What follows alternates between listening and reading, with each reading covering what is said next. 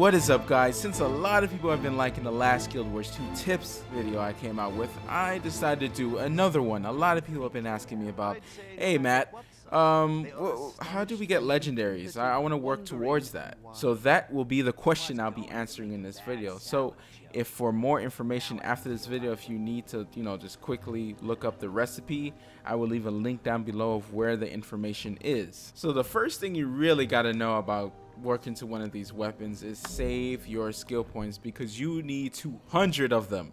Yes, 200. And you're like, what? 200 skill points? Yes, you need 200 skill points to get the bloodstone. How do you save these suckers up? Well, try to make sure your build before you create a character. You're like, okay, this is the skills that I like, this is the skills I'm gonna buy, so don't waste them on anything you don't want. A lot of people don't know this, but after level 80 you can still level. Each level that you gain after level 80 gives you a skill point.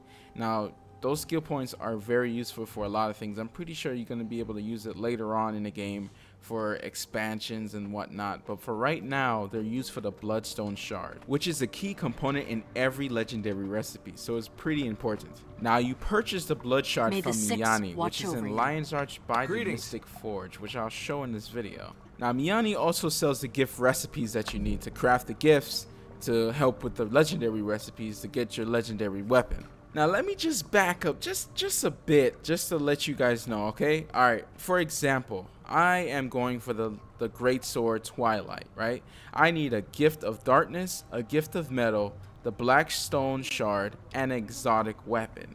Now the Gift of Darkness and the Gift of Metal, I both get the recipes from Miyani for gold. The Bloodstone Shard I also get from Miyani for 200 skill points. Now for the exotic weapon, you're gonna have 400 weaponsmithing to actually craft an exotic weapon, and you're gonna have the stats that you want on there. Now if you don't want to go into weaponsmithing, you can buy the weapon from the auction house. Now it's gonna cost you a few gold, and right now the prices are nuts on the auction house, so I recommend just waiting just a bit, unless you have money like that and you're a baller. Another way that you can get an exotic weapon is completing high level maps. So I think 60 to 80 level maps, they'll give you some exotics. I don't know if they'll have the stats or the level requirement that you want, but that is an option that you can go into. I think so. Don't quote me on it.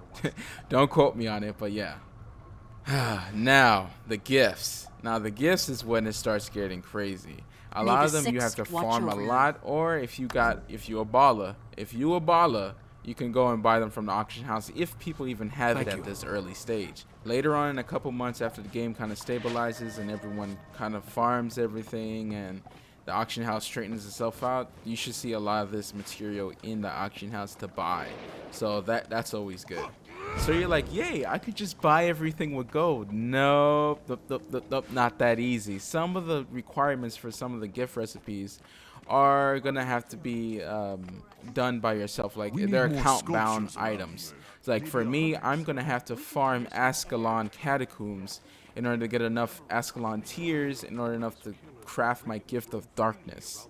So yeah, I recommend just going through this list and see what you want to aim for and just kind of farm that when you get to the higher levels. It's always good to have a nice set of gathering tools when you're out there. So you can just, when you're around there leveling, chilling, playing with your friends, just mine a little bit here, mine a little bit here, and eventually you'll get to that point later on. If you don't sell everything for gold right now, you'll have enough to actually do this type of stuff. So it's something to work up to. But anyways, guys, I hope you guys enjoyed another one of these Guild Wars 2 tips videos.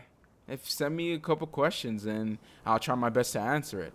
We're always learning new stuff in the game, and I would like to share it with you as I grow in my knowledge of Guild Wars 2 as well. So hope you guys enjoyed the video, and I'll see you guys later.